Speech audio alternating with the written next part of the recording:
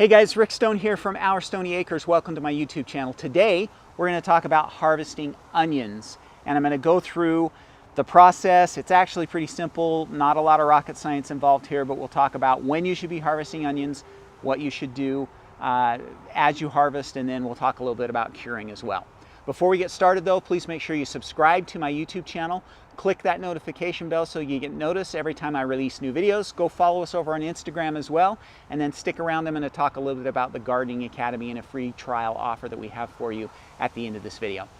Okay, so it's time for us to start harvesting our onions. And as you can see, the tops have died back on these and they are ready to go. So it's really easy to tell when onions are ready to harvest. They tell you by the tops falling over like this. Now, we have some really good comparison here because this variety is candy. We also have some Pattersons, which are right over here, that are maturing slower. And you can see that the tops are still standing, although if you look really close, we're starting to get close to maturity on those as well, okay? But if you come back over here and you can look, you can see that the tops have fallen over and we've started to die back. Now, once those tops fall over, it's best if you can cut off the water to your patch for a little while. So I've got this kind of combined patch here, and so what I did is I just hand watered the Pattersons over the last week or so, and these guys I cut the water off for about 10 days. Now, your dieback may not be quite this dramatic. We've had 100-degree temperatures every day up until yesterday, and so it was pretty dramatic not getting water on these onions, and so we see a lot of dieback. But this is actually, 7 to 10 days ago, these looked still had lots and lots of green, and the dieback, I think a lot of it's come because it's just been so dang hot. Okay, but you do want to give them about 7 to 10 days without water, and the reason why we do that is because that helps the bulbs to dry out.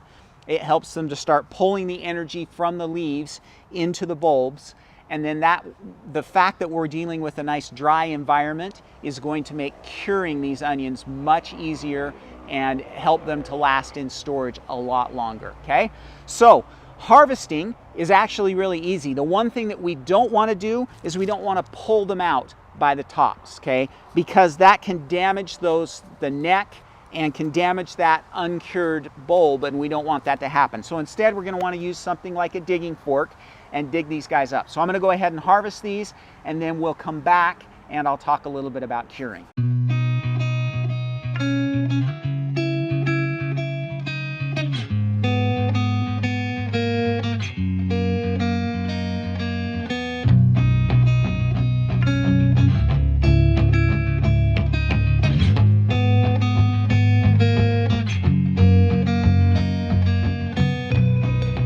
All right, guys, so here we go. Really nice harvest this year. We're pretty happy with this. Candy is this variety. They give you a good harvest of baseball to softball sized onions and do a really nice job. There was a couple of things that I wanted to talk to you about first before we talk about curing. One is, as I was going through my patch, I did come across one onion that had gone to seed. Okay, so it set a seed flower. It actually hasn't set seeds yet, but it did set a flower. You want to set these guys aside, and the reason why is because any of them that have gone to seed will not last anywhere near as long in storage as the rest of your onions. So if you have any that go to seed, then you want to set those aside and eat them up first. Okay, you want to make sure there's nothing wrong with them. You can eat them, but you just want to eat them up first because they're not going to last very long in storage. Okay, the other thing that I wanted to encourage you is I have found over the last few years, especially as I've kind of experimented, it's really important to make sure if you want your onions to store a long time that you get them dry before you harvest them. So that 7 to 10 days is really important. So important that if it looks like it's going to rain, you either need to go harvest or you need to cover that bed. So we had rain about 4 days in, and we actually covered the bed with a tarp because we wanted to make sure that that bed stayed dry and we didn't have moisture in the onions. So you want to make sure they dry out as much as possible before you dig them up. Okay, now once you've dug them up, we need to cure them, and the curing process usually takes 2 to 3 weeks. For this batch, because the tops have died back so much, curing is probably only going to take about 2 weeks. If your tops are not, you know, like for example, this guy's still got a lot of green on it, even though it's a small onion, it's going to take longer for this one to cure just because it's going to take longer for this top to dry off, okay? So, curing is a really simple process. You just need to lay the onions out somewhere flat where they can get a nice air circulation going. So we actually have a screen that we put ours on that gives nice air circulation above and below. Not 100% necessary. For years I would just lay mine out on a table and make sure that, you know, they had plenty of air circulation there. You do want to do this either in a covered patio or a garage or something like that. You don't want them to be directly out in the sun. You do want them to kind of dry naturally without that added influence of the sun. So beyond that, you just let them sit for about 2 to 3 weeks. Then you are going to cut the tops off right here. Cut those roots off. They'll all be dry and crispy by then. Both the tops and the bottoms will. Cut those off and store them in a mesh bag.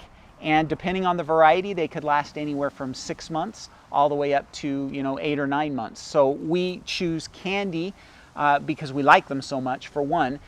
They last about 6 months. And then the Pattersons that you saw earlier in the garden, those are actually a long storing onion. They should last somewhere between 8 to 10 months. And so we'll eat the candies up first, then we'll focus on the Pattersons later on. And if you make sure that you harvest them when they're dry, give them the 7 to 10 days to dry if at all possible, and then let them cure for a couple of weeks in your garage or under a covered patio, then you should have a nice long storing onion. One other note for you, watch your weather like a hawk when you're harvesting your onions. So as you can tell from the wind that's blowing, today we're going to get rain. And so we wanted to get these onions out today before the rain came, because again, you want to make sure that they are nice and dry. Now, if you've got a couple of days where you're not going to have rain, you could leave your onions out after you've dug them. You could leave them laying in the garden for a day or two before you bring them inside to cure. But if it's going to rain or there's any chance of them getting moisture, bring them inside under cover or in a garage or something like that so that they don't get wet. We want to make sure that they dry nicely. That will help them to store longer. Okay guys, so that is it for harvesting and curing onions. Hopefully this video was helpful to you. If you guys have any other questions, let me know in the comments down below. I'm happy to answer those for you. Before we go, I just wanted to take a really quick second to make sure that you were aware of the free 14-day trial offer that we have on the Gardening Academy. So the Gardening Academy is our monthly membership service. It's a great way to support our channel here at Stony Acres, and you can sign up for that 14-day trial and test it out and see if you like it. So we do all kinds of great stuff to teach you how to become a better gardener. We have a bunch of full-length courses there. We do a new mini course every month. We have a planting guide every month, and we do a live Q&A every month. So a lot of great stuff. And again, it's a great way to support us here at Stony Acres. So if you're interested, go down and click on that link down in the description. You can sign up for the 14-day free trial. I will warn you though, 60% of the people that sign up for that trial end up staying because they like it so much. So go give it a try. I would love to see you come and join us over in the Gardening Academy. Okay, that's all I have for you for this week. Before we go, make sure you subscribe to my YouTube channel. Click that notification bell so you get noticed every time I release new videos. If you like this video, give it a thumbs up and go follow us over on Instagram. Okay, everybody have a great week. Happy gardening.